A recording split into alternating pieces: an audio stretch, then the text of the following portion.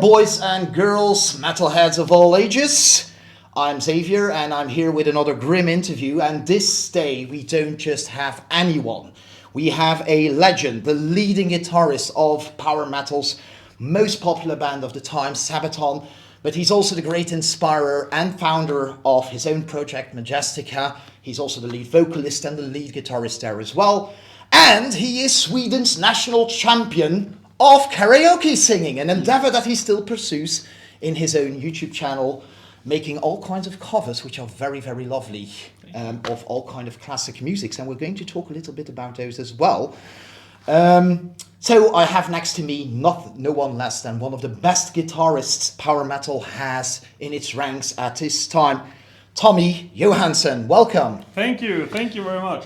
And thank you for that very nice introduction. Well, I think it's more than due, given your record and given what you have been doing for the past years, but even before that, because lots of people only know your Sabaton record. By the way, dear viewers, we try to get this interview out as soon as possible, and you can see him together with the entire Sabaton gang in Antwerp at the Sport Palace, which is amazing that we have a power metal band filling the Sport Palace, so make sure to be there. Okay, Tommy, let's start off. First of all, I really need to express my gratitude for this interview. I've been listening to Sabaton, I think, back in 2006-07 when... Okay. Yeah, it was one of these very first Belgians listening to this obscure group, starting to sing about history. It was really an amazing experience. This is not going to be a neutral interview. I'm really going to be very partial, and I love these guys, so I'm going to say that straight ahead. But let's get this interview kicking off, and let's start with some actual news. A new release, 1916, a cover by Motorhead. Yes. And you made not just a beautiful cover, but a beautiful high production value video. And even more than that, if you haven't seen it yet, there is a cameo. Mickey D and Phil Campbell, the surviving members of Motorhead, are there as well. How did you get to do this? Why not this number? And how did you manage to get these legends? Well, I mean, we've known Mickey D for a while, and we worked with him before doing some other things. And I think that it was like 1916. That song is a very touching song, it is. And it suits the subject pretty well. And everybody loves Lemmy and what he has created, the legacy that he left behind. You guys were there at Hellfest when they erected a statue for Lemmy. Yeah. Exactly. So it's like he has been around for all of us, and we have all seen him live. He's a huge inspiration to many people. Mickey D, as I said, we've known him for a while. We worked with him before. That song is about the First World War. So it's like, if we do that song, we arrange it so it sounds more Sabaton, and then maybe we can get Mickey D to be involved in the video. It was wonderful. Yeah, and we asked him, and he also got Phil Campbell and Eddie, our tour manager. He was also tour manager for Motorhead. Oh, cool. Yeah, for the last years. I don't know, maybe 10 years or so. Super. So that's the guy holding the picture. Yeah, I know when I watched the reactions on YouTube, like several YouTube channels, everyone was so touched. I teared up, I must admit it. And that's what Sabaton does lately, this dedication to spreading history, to make it accessible. It reaches far beyond the frontiers of metalheads, and it really reaches out in the world. The animated histories, the No Bullet Fly with the grandma finding, it's so touching. The Sabaton History Channel. From where this dedication, because this is more than you get from revenues, why is Sabaton so dedicated in doing this? Well, I mean, we're all passionate about history, and I mean, war is not about glorifying war. It's just, there's so many parts of that history that has built the world as we live in today, that not so many people know about. Mm-hmm. And it's not like we consider ourselves to be the guys who makes the history justice or something like that. It's more like, this is something that most people don't know about. How about we sing about that?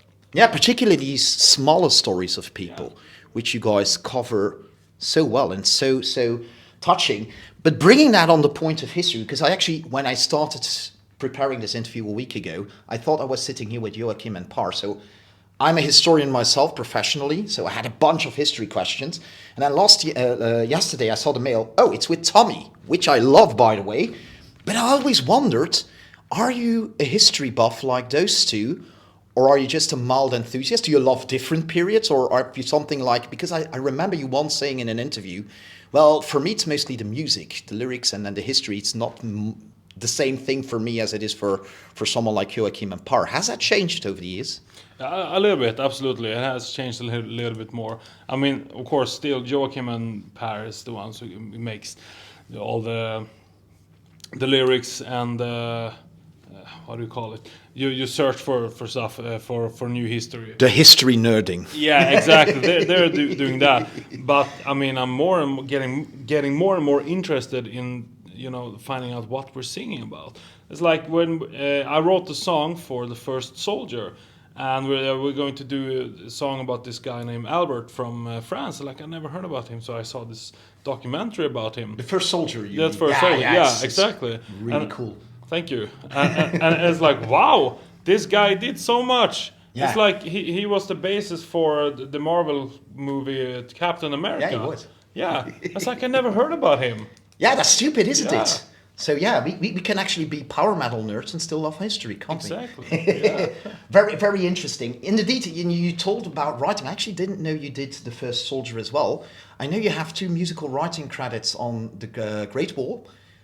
If I'm not mistaken, and if Wikipedia is right, which sometimes it isn't, you don't have anything on the War to End All Wars. That is correct. But if I listened very good, I noticed some very great differences in the guitar work, particularly the solo work, when I compared it to older numbers. You still are in the same style, but there's so much more going on there. Is that your part? I think it is. Yeah, I mean, the guitar solos is all me. Yeah. I come up with the solo, and I play it, and then we feel like, yeah, this is good, but we listen to it, maybe we can do something like that and change it and so on. But the solos are all me. Joachim wrote the melody for example, Stormtroopers, where he does this ABBA thing. And you went all power metal in that solo. I was like, hey guys, next when it comes the second time before the solo, how about we do Ingrid Malmsteen? I love that. Yeah. Well, I love the Stormtrooper one, but what I also find very interesting is you're not just... I know you identify power metal quite a bit, Majestica also, your other band, but you have far greater range than just power metal solos. And one of the things I find very noticeable is your humility sometimes in not wanting your solo to overpower the entire song, but really to stick with a solo that fits the song. So you have the large ones like... Great War has a really large one. Valley of Death has a large one. But then you have these kind of short, good-paced ones, not breaking the rhythm like Unkillable Soldier. Mm-hmm. You're really humble there, but you really contribute to the song rather than showing... Is that conscious? How do you do that? Well, for me, I grew up listening to Gary Moore. Yeah. And he could play so fast and do so many stuff that I will maybe never be able to do, and then I doubt that. I think you will. I hope so. But there's like some solos. It's just melodies, like the verse melody or the chorus melody. Yeah. And he never felt that he needs to prove that he can play fast or he has technical skills every song, and I like that. I enjoy that. I noticed that you honor the song.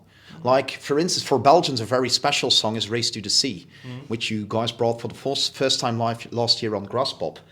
And what you do in the solo is almost poetry, going further on the lyrics. And then Joachim kicks in with the bridge, and you actually take those notes from the solo in the bridge. And I love it.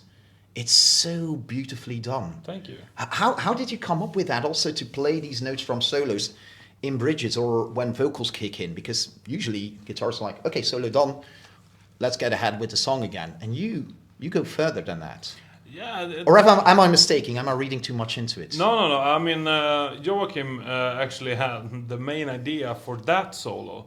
That was like the only song that he actually had an idea for the solo. Okay. So I played it, but I played it my own style, and then I added some faster parts, some harmonic squeals, and then at the end I do this. Yeah. Oh. It's like, you know, so it rings out to show that here comes the solo, and then it's end and like that. Yeah, and then you have the bridge. Not only like. Yeah, and then you have the bridge, and you do it again. Yeah. You kind of hit minimum. Yeah, I love it. It's so. That is something, in my opinion, that makes you unique as a guitarist. I think. Okay, thank you. Well, I don't know whether you find that the same way. Because when you look at inspirations, I already talked about power metal, but there's more than that in there. And particularly, you kind of also hear it in Majestica, the Night Call Girl, the Spaceballs, which I kind of recognize an old Turtles melody song from the game on the old Nintendo. It's like this very 80s kind of sound. Also, your covers is really, you have this very firm 80s rock solo inspiration. Is that true? Or do I hear that wrong? No, that is actually true.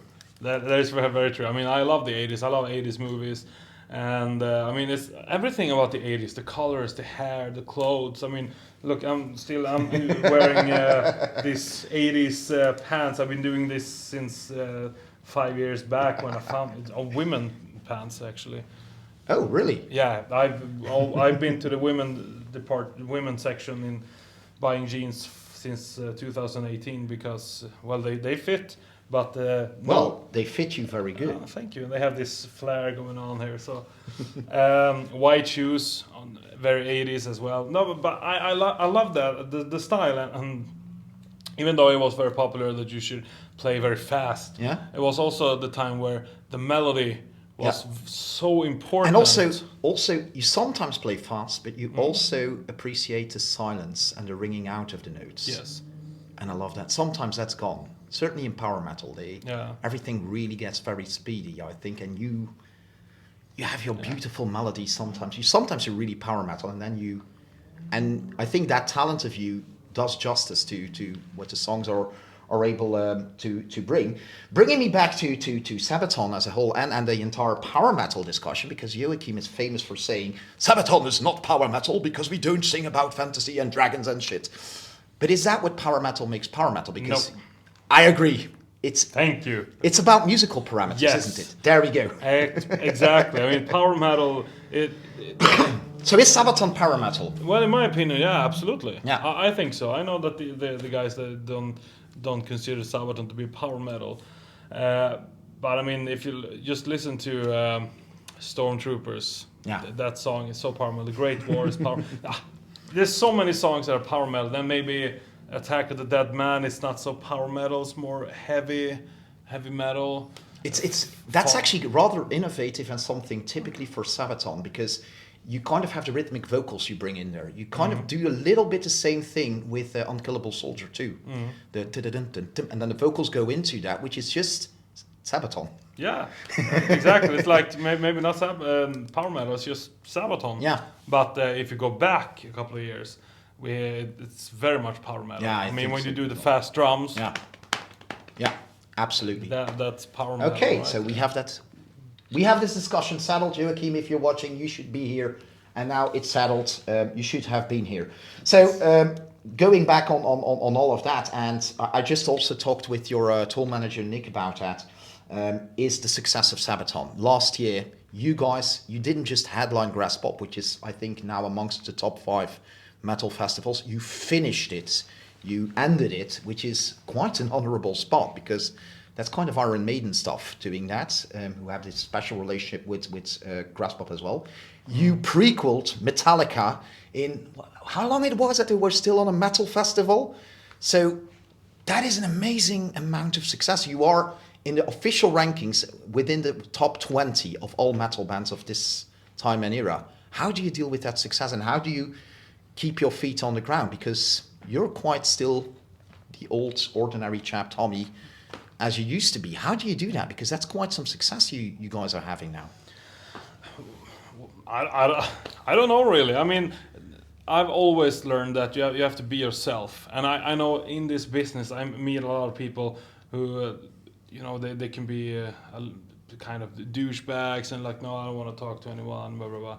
It's like this charade they put on. It's like, yeah, maybe that works. People respect that, and they like people who behave and acts like rock stars. But I will never do that. I will never try to pretend I'm someone I'm not. You don't become famous because you have a shitty attitude. You get a shitty attitude when you're famous. For some people. But still, so some people would say, well, whether you want it or not, having this kind of success, it changes you. Well, for some people, I don't feel that it has changed me. Really. Yeah, I don't mean, either. But no, I but I think mean, it's when I go ridiculous. home, I go to the grocery store like everybody else. Yeah. You know, Having your large pints of ale. yeah, Ready for yeah, you. yeah. I mean, of course, when I bought the milk and the toilet paper, I go back to my mansion on a mountain that I bought. Wonderful, wonderful. Yeah, Okay, something I really need to ask myself because I'm a medieval historian. Sabaton is a medieval piece of armor. It's basically, for people don't knowing it, it's the shoe of a medieval knight. Yes. Why has Sabaton sung so little about Middle Ages, and is there something that will happen perhaps in the future? I hope being so. more medieval. I hope so. We talked about that. I mean, we have one song with kind of medieval. That's, you know, Swedish pagans. That's the one. And the Blood of Bannockburn. That's Yeah, also, exactly. medieval. Bella, yeah, of course, Blood of Bannockburn.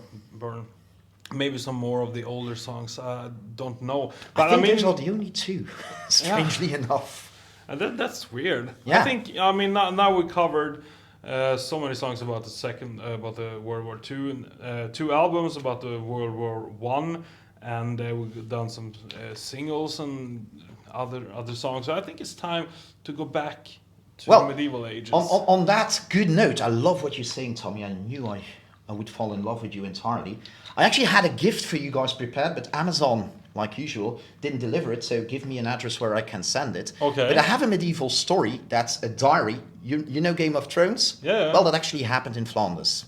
The killing and the stabbing and this, and it actually been written down in a diary, on day-to-day notice. Really? Yeah, it's really cool, Wow. and it's really up your alley because it's, again, this micro story.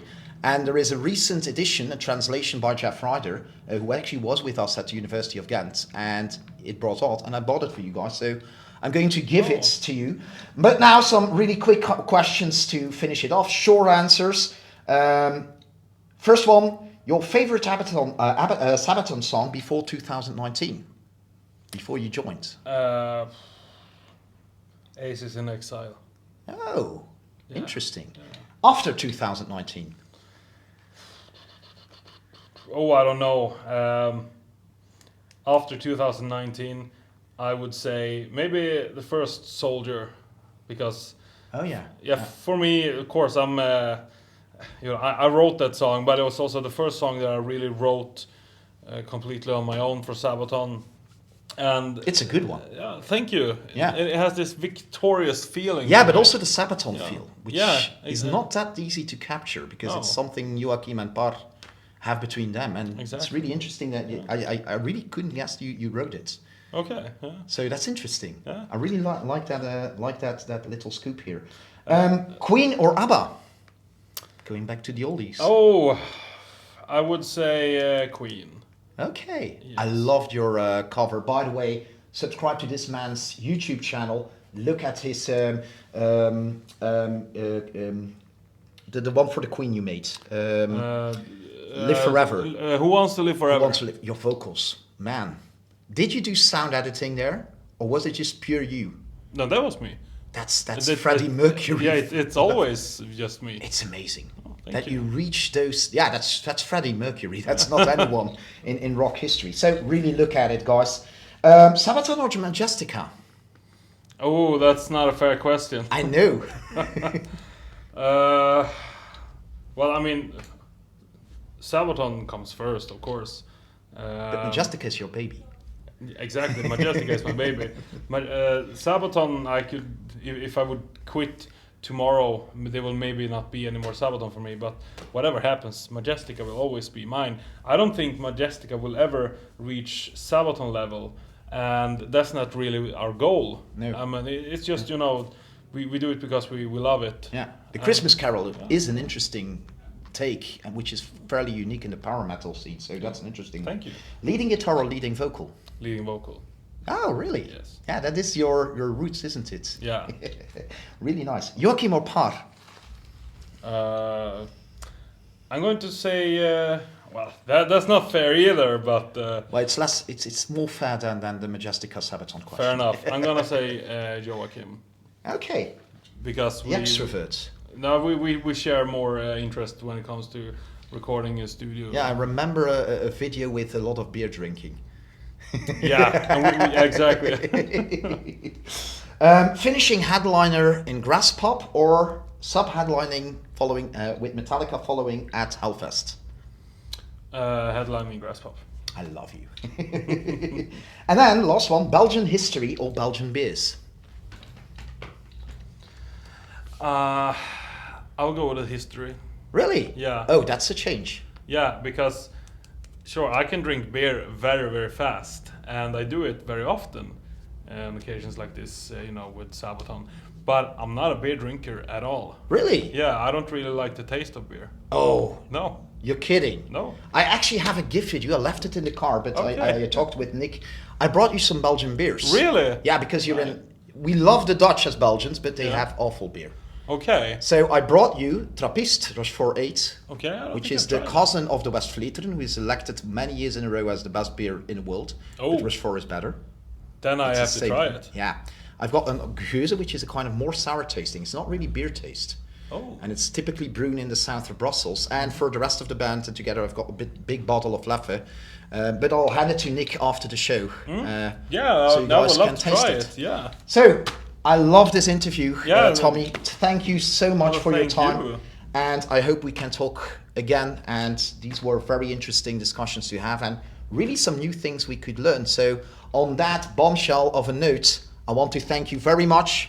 Thank you too. And I want to wish you a formidable show. Thank you. Okay. Looking forward to it.